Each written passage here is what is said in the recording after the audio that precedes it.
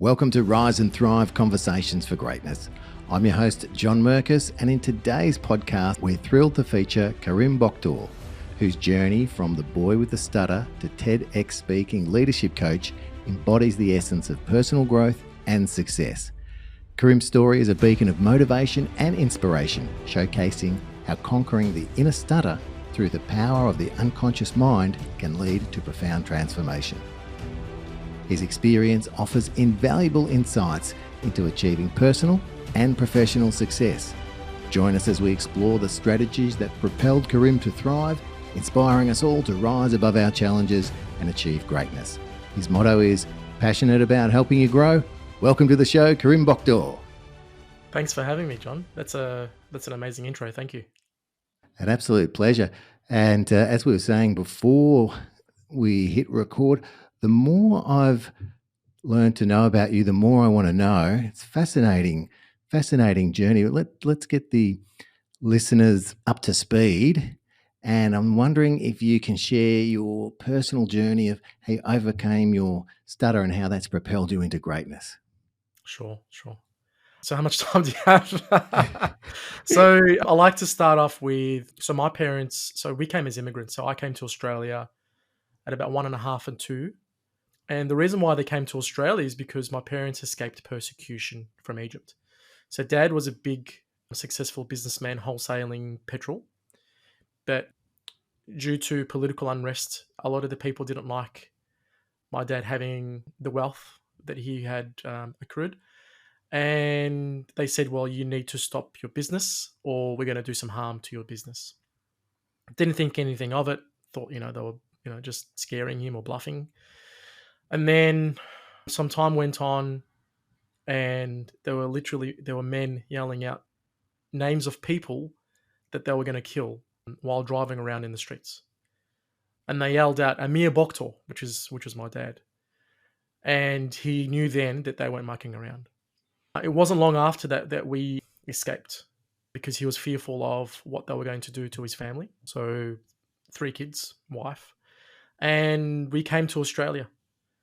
And when we came to Australia, the person who his accountant who was meant to send him all his life savings didn't send it to him. So we were in another country. My parents didn't have the language or a job to go to or no money.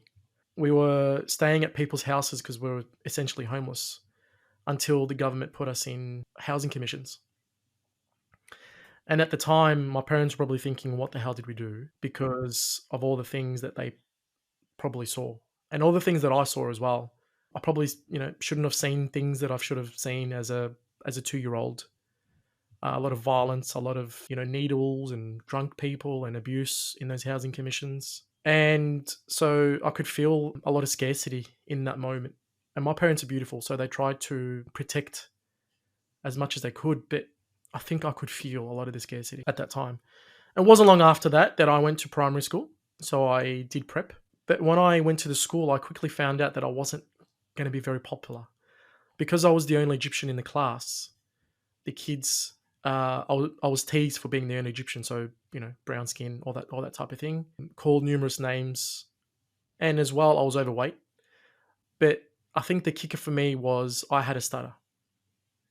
So the teachers thought that I couldn't speak English because they thought that I'm an immigrant.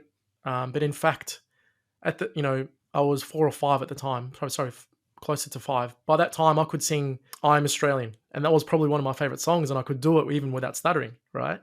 Nice. But I tried not to speak because I was trying to hide the humiliation from sounding how I stuttered. Right. So they just assumed this person can't speak English. I probably had a lot of other learning difficulties as well. I probably had ADHD, dyslexia, all those types of things, which contributed to them thinking he can't speak or write English.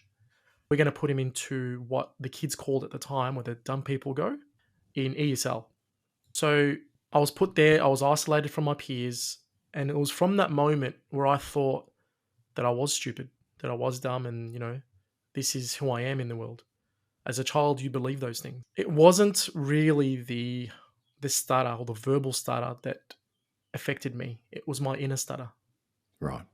It was the belief that, like, I knew my next steps, so I knew where I had to go in life, but I constantly hesitated. I didn't believe in myself. I had all these inner beliefs within me that said to myself, "Hey, Karim, no, you're this person. You can't be greater than than what you are." A lot of people are saying the same thing, so it must be true. And these were the internal dialogue that I had within me, these internal beliefs that I had from such a young age. That now looking back, I understand. So from the ages of 0 to 7, kids create their map of the world will that will remain with them until their adulthood. So my map of the world that I had created for myself was that it was unfair, it was unsafe, and I was not deserving. So I had carried that all throughout my, teenage years. Growing up, I was still the overweight person. I was a 30-something-year-old, stuttering, living at home with mum and dad. I was pretty much George Costanza with a stutter. So life. Like, I was thinking, life was really hating me, type of thing. Like, what else could go wrong with me? And I constantly had this chip in my shoulder that I could never be like anyone else. Right. But I kept striving and thriving through, what if I could? But because I had these internal beliefs and images of me being not like beliefs of me being this other person, then it was constantly a struggle uphill. I was constantly overweight, so I had weight loss surgery twice. The first time didn't work. Well, it worked only for a little bit, so I had lap band surgery. And then 2 years later, I was putting the weight back on again, so I'd put it all back on again. And then I think for me, it wasn't up until I quit my job in medical devices. So I was selling into surgery with surgeons. So I was teaching. I was scrubbed up just like them, and I could see how stressed they were. And it was my job to remain calm and identify when it was actually right time to speak to the surgeons in the surgery while they were using our products. So it was my way to sort of coach them and how to utilize our products. And I think that was a pivotal time because I saw these high top performers and no one was really looking after them. And I kept that in the back of my mind. And I've always been interested in human behavior. But that got too stressful for me, being in that role. So I was there for about 4 or 5 years. And it wasn't long after that that I decided that I wanted to open up a new business. I wanted to go out on my own again. It wasn't going to be my first time, so I was pretty confident. And at the time, I actually was just about to finish my MBA. And also good to mention that my wife was pregnant. So the baby was coming. And when we settled into the new business, was the first week that our first child was born. And I thought it was going to be like, what you see in the movies types of things, where the baby's crying, yes, but it's sort of like rainbows and lollipops and, we just feed him and him or her and, everything's cool. And I go to work and I come home and it's going to be, pretty cool. But I quickly realized it felt like I'd been run over by a bus. Because what happened was my son had colic and we didn't even know. So for people who don't know what colic means, is the kid had a lot of, our child, Noah, had a lot of digestive issues and pain. So he was waking up every 20 to 30 minutes. My wife was waking up every 20 to 30 minutes. And I was going on the back foot at work. So I was going into work sleep deprived. So, Karim, that is an absolutely fascinating story. I just have to go back a little bit. So, because I can't imagine what it would have been like for your father to have a successful business, then under threat of persecution and death, have to then migrate to another country where he doesn't speak the language, then thinking that you might have a little bit of setup because you've got a little bit of cash. None of the cash comes. And he's got a young family. I can't imagine the stresses that he must have been under or what he must have been going through under those circumstances. And then for you to grow up in that or have that as a start of your life, and as you said, the 0 to 7 years are really significant in your life. So to be in those circumstances in the early part of your life, that I don't know. I don't know. I feel for you guys because Yeah. that's pretty that's pretty intense. Now I've got to ask you: is your dad okay these days?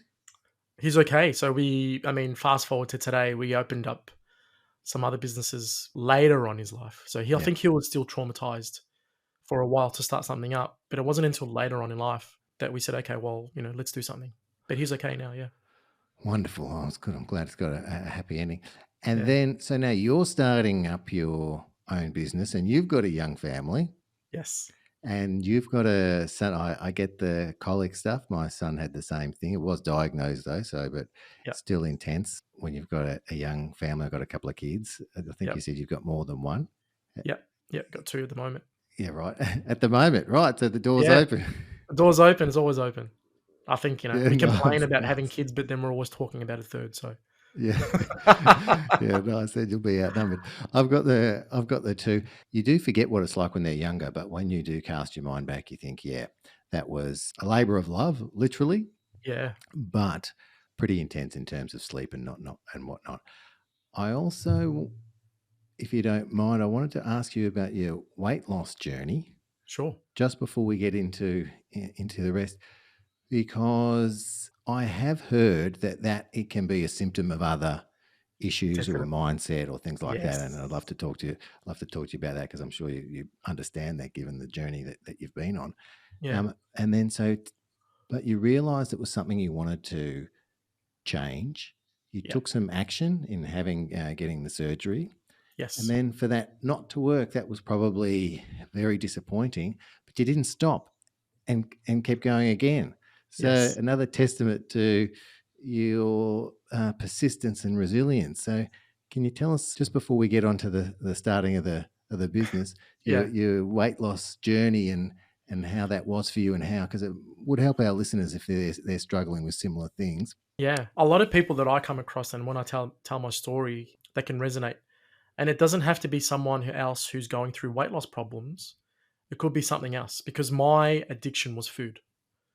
So for someone else, it could be alcohol, it could be self medication, it could be anything, but mine was food, and I was addicted to food, and I didn't know it at the time.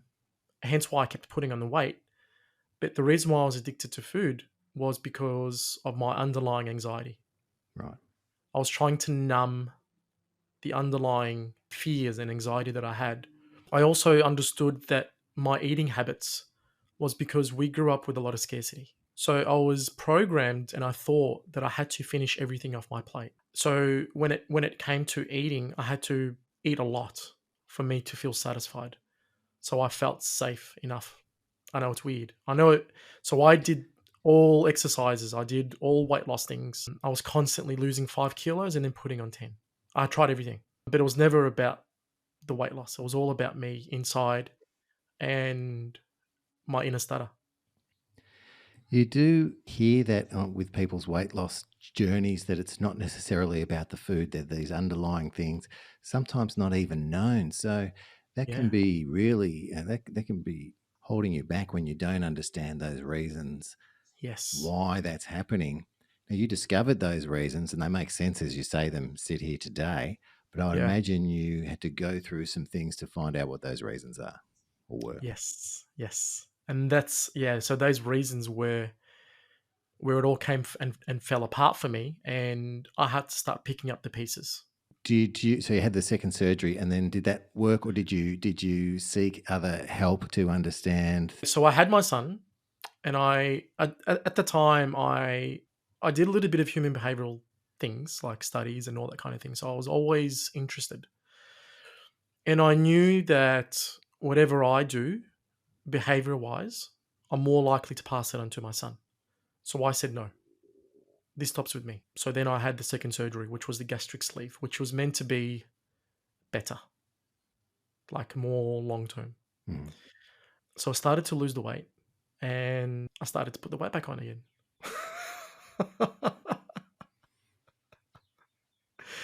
So at the time, I didn't really get into depth of why I was doing that. So fast forward, we had the business. I was putting the weight back on again. I had the surgery. It looked like it was going to crash because I couldn't, because of my sleep deprivation, my inability to lead myself or the team, make the right decisions. it looked like it was going to spiral and crash.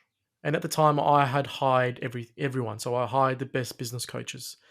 And remember, like I had just finished my MBA or just nearly about to finish. So I was pretty confident. Mm. I'd been to counselors, but I just wanted result now. I didn't want hugs or tell people about my emotions or feelings. I needed results. And it wasn't until one day where I just felt that there was no out. It felt like I was going through quicksand because my business felt like I was being choked. There was no out. I couldn't pay rent. I couldn't pay um, staff salaries. And one day, Alex was going out for a walk with my son, and I felt that I could just be me. And I just broke down and I collapsed and I curled up into a ball crying because I was so terrified about where my future was going. Like in my mind, I was thinking, oh my gosh, I'm right back to where my father was. He tried bringing us into this country for a better start. And here I am, right back to zero. Like I had just left a well paying job. And what have I done to my son? I brought him into this world. What have I done to my wife?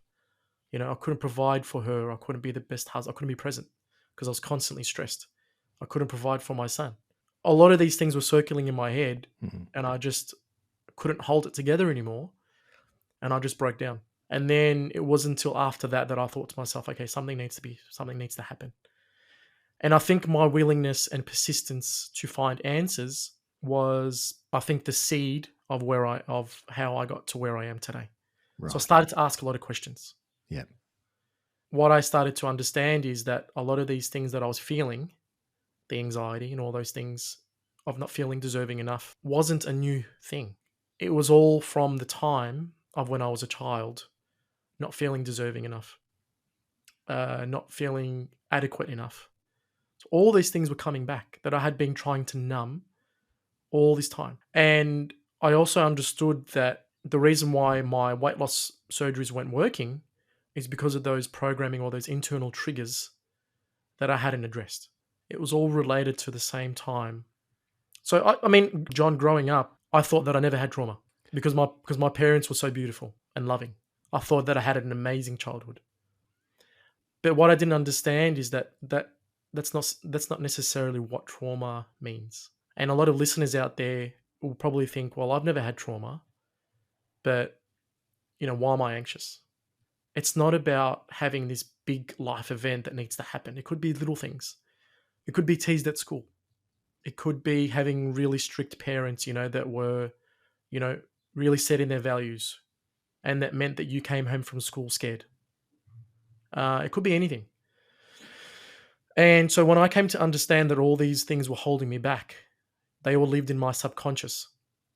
And that's why when I spoke to counselors or when I did business coaching, that no matter how I did all those things, that my business was always going to crash because we hadn't addressed the driver of the business. We were concentrating too much on the tires of the. So if I like to use the analogy of your business being a bus, and we've got people sitting in, you know, which is your team sitting at the back, and you know we want to go faster so the business you know makes more money. So we put on really good tires. We put on we put on a really fast engine. You know, like we stick in like a V8 engine, but we forget about the driver. If the driver or the subconscious things where they're thinking about is not addressed, then the bus is going to consistently be crashing.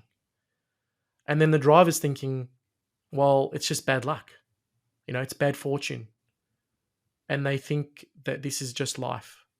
And they can't do anything about it because every time they get into a business, there's this pattern of behavior where something keeps coming up over and over and they can't, for the life of them, break this pattern.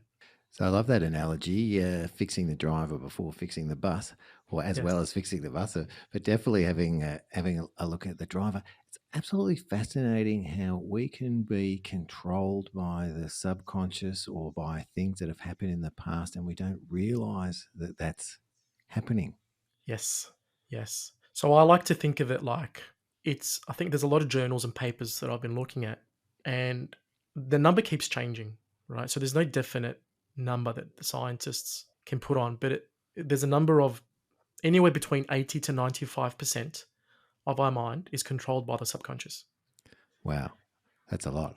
So we have this parasite that lives inside of us, just to imagine, that's controlling our everyday automatic behaviors. And no one is even asking questions. No one's even batting an eyelid. So we're doing all these superficial things like journaling or, reading books and all these types of things, which are great. But no one's addressing the 95% of this mechanism that is driving us. And is the access to that?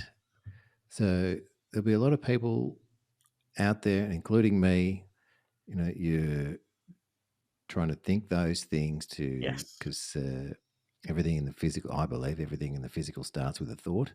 So Yes. to try and manage your thoughts, think the right way, try and manifest the right things through certain actions. And then you've got this subconscious component that you're definitely inspiring me to take a look at deeper. Hmm. I have done some hypnosis work and some personal development work where I did realize some of the things as a kid were holding me back. One of those things that I've talked about many episodes ago, but just briefly, I made a decision that marriage was a sham and a lie, and why would you bother after a Yes. conversation I had with my parents. Yes. And I forgot that I had that conversation or made that decision. And so I was going to be a bachelor for the rest of my life. And then I realized through some personal development work that I did that I made that decision. And then I chose that I'm not going to be bound by the decision of an upset teenager. I was a teenager at the time.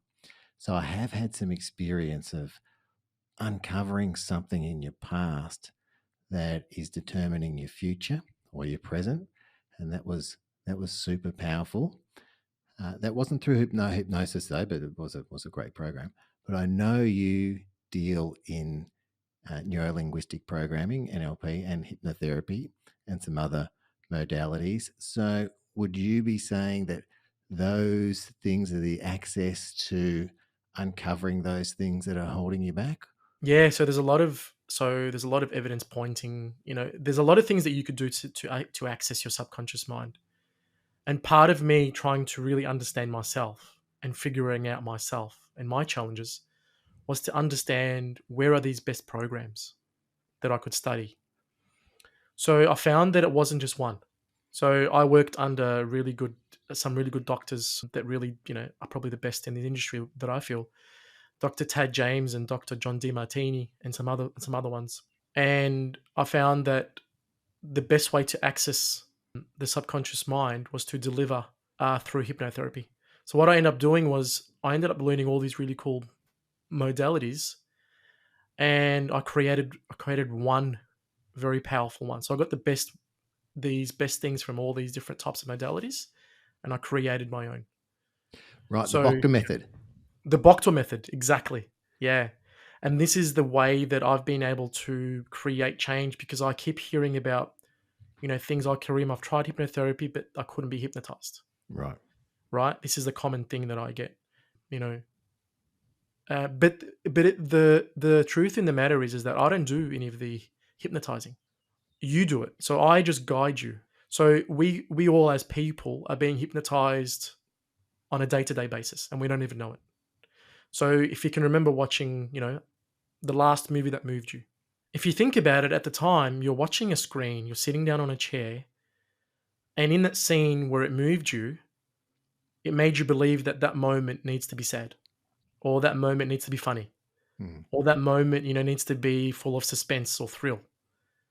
But if you think about it, you're just sitting down watching a bunch of actors on a screen, and you're made to laugh, you're made to be scared, or you're made to, cry. This is how advertising works. How do you know that you need to buy a certain cologne or you need to buy a certain. How do you know that a certain shirt is out of fashion? You just know. Right? And people don't ask questions. It's because they are being hypnotized on a day-to-day basis. So we are we can be and we are being hypnotized on a day-to-day basis. Yeah, right. It's really good that you explained it that way. That is happening to us all the time. and that the person does it themselves, that you don't do it, but you guide them to that place. I guess just like we're being guided every day to Yeah. to go to that place. It's when I did it for some personal development Mhm. reasons and to remove some limiting beliefs.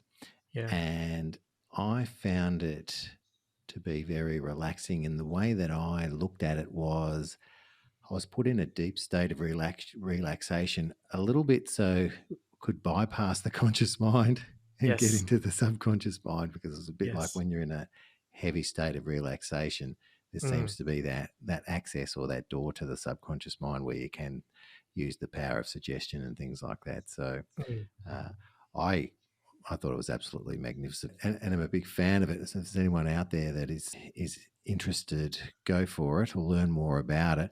Now, I know you've got an awesome offer that we'll talk about towards the end if someone wants to work with you, Karim, which I highly recommend. That offer is going to be, we'll let you know what that is at the end of the show. So that's the subconscious hypnosis part of it. So I know there's Yes. 3 steps involved in the Boktor method. It's your method. I don't want to say what they are, but I know you can say what they are, plus a bit more detail. Yeah.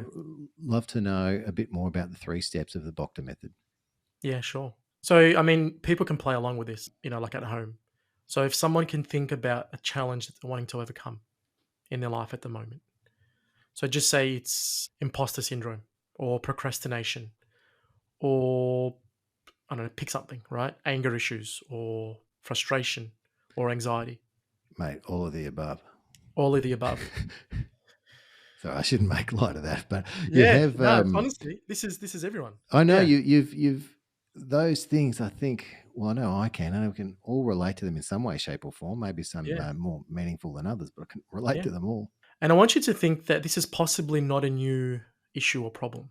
And some people will be like, well, I can't really remember, but I wonder if you could for just a moment. And if you could go back in time to think, when was this decision made that you weren't good enough? Or when was the first time that you felt this anxiety? At what age? And as we turn back and, go back to the clock and you travel to that moment, I want you to imagine you being in that state or in that moment or in that event. What is life like? What is life like for you as a child? And what if we could reverse that? And what if we could start connecting the dots and make and being and start having these aha moments? So this is the first, one of the first stages is connecting the dots. What is the current problem today, and how does it connect to your childhood? And I wonder, who are you acting like?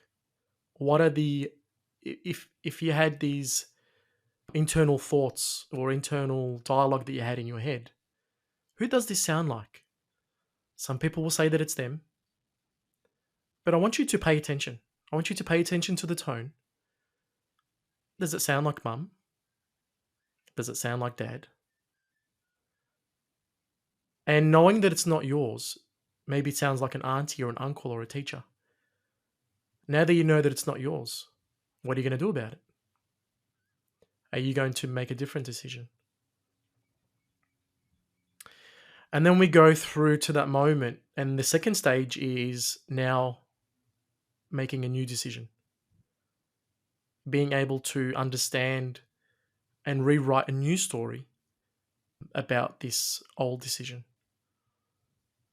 And in a way, we remove it's sort of like a Jenga puzzle where we remove the bottom of the piece. And it's painfully easy that once we remove the bottom of the piece, once we go to that, to those first events, then everything else falls and a new life begins. And that's what I do. So I take them through, and I don't look for anything traumatic. I don't look for anything, any dark places. That's not what I do. And this is why I created the Boktor method, is because we go to such a innocent time where, like, maybe you felt that your brothers or sisters had more lollies than you in one event, or that your mum was yelling at you because you were running around and she was worried that you were going to bump your head, as an example. So we don't look for anything traumatic, which is I think, pivotal, because people are scared of doing hypnosis. They're going to think, oh, what do I find? Mm. I'm worried. And you're totally in control at the same time. So you're not going to be clucking like a chicken. You're not going to be, out of control. It's sort of like us having a conversation, John, as you know, but you just in a relaxed state. I'm glad you mentioned that, because there is a massive difference between theatrical hypnosis, yes, and other forms of hypnosis. So, yes, and you just assume that people know the difference, but I'm sure there'll be some people listening that might have thought it was more of that theatrical stuff. So yes. I'm glad that you made that distinction. That sounds like a wonderful way to tap in. Well, firstly, almost stress relieving, because you're relaxing, or you're not forced to relax, but you're in a relaxed state. And how often can you say that you are in a relaxed state, because there's always something going on, or you're at home with your TV, or you've got family around, or you're in the car, or you're whatever. So you're almost forced to be in a relaxed state. You're guided to where you need to go to have a look at what happened, what are some of the decisions that you made, and so you can, as you say, connect the dots to see why you believe that, or why you have that belief. And then I love that, creating a new story or reason, or so you put it in better words than I am now.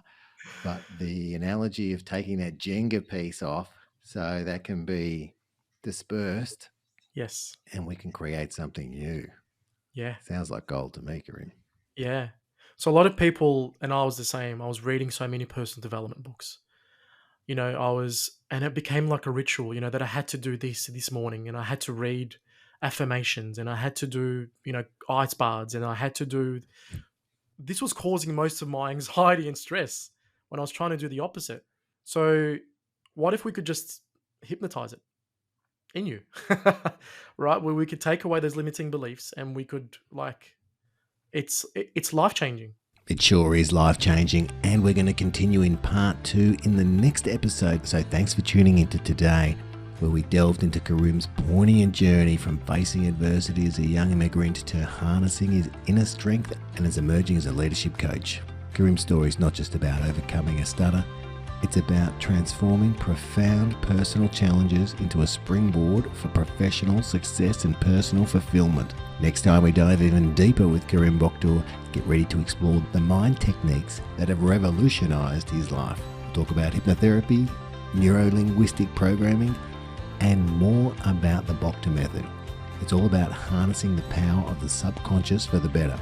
If you're curious about changing your life script and mastering your mindset, you won't want to miss out on part 2.